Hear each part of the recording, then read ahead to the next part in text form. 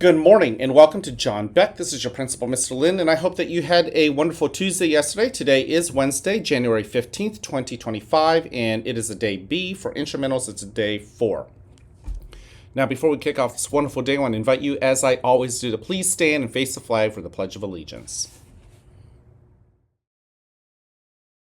I pledge allegiance to the flag of the United States of America and to the republic for which it stands, one nation, under God, indivisible, with liberty and justice for all. Thank you. Go ahead and take a seat. I'm so happy that you guys are here in school every single day. You breathe life into our school. It tells me one thing about you and your existence, in that you matter. That's really what the message is.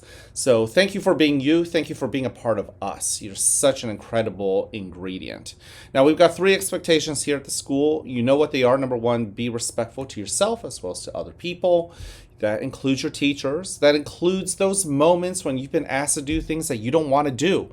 That happens quite a bit. It's part of life. But that shouldn't ruin your day. It should still allow you to recognize that you're strong enough to pivot, and that even when things don't go your way, that you can still thrive. Not just survive, but to thrive. We've got to give people the benefit of the doubt. We've got to realize that the world doesn't revolve around me, it doesn't revolve around you, but we do make the world go around, but we've got to do it together.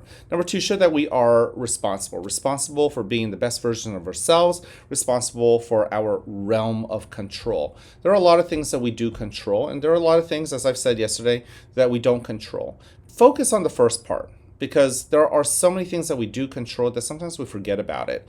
Find those things that you control and do your best in taking responsibility for it. There are parts about our environment and our school environment, our learning environment, our social environment that we do control. Right? We can control the tone in which we speak with other people. We can control the amount of kindness that we put out into the world. The things that you put out there are going to be reflected back. Going back to respect. If you give the respect out, you'll get that respect back. Be responsible for your hands and your feet, the words that come out of your mouth, and even how you think. We've got to get rid of that rock brain. Number 3, show that you're ready to be the best version of yourself, ready to feed the wolf within you that you want to put out into the world. So many different versions of us exist. Feed the one that you want to put out there. Feed the one that you know is going to be the most successful. It's going to be the most true to the best that you have to offer. We have the best that we could put out there, but we also have parts of us that aren't great that we could put out there. The part that isn't that great, we want to eventually defeat that. We want to change so that it is no longer part of us. And the best way to do that is to keep feeding the parts of us that understand that kindness are things that we should do, that we should be encouraging, and that we should be loving. We've talked about what rock brain is the last 2 days. That's that challenge that we've run into where we get frustrated. Maybe we think we know the answer to something, but we keep trying it and it's not working. Maybe there's a project or a challenge that you think you have the solution to and you keep trying, it isn't working. You get really frustrated. Maybe it's because you think there's something predictable. Maybe all along you thought we were going to do something on the schedule next, and then the plans change. Maybe a fire drill happens. Who knows? And all of a sudden, when things change, our mind gets so frustrated because what we predicted isn't happening, and we can get really locked in. Our brains can turn into a rock brain. So how do you go about that? How do we solve it? First, it's recognizing that if you think you have a solution and it's not working, it's okay to say it's not working. And then next, you have to recognize that you are part of this wider world. We are part of the world is part of you. We should be working together as a team. It's good to ask other people, and perhaps you're working in a group and your idea may be a good idea, maybe it's not a great idea, but there are other people who have wonderful, intelligent, outside of the box, creative thoughts. We've got to use our ears to listen to them.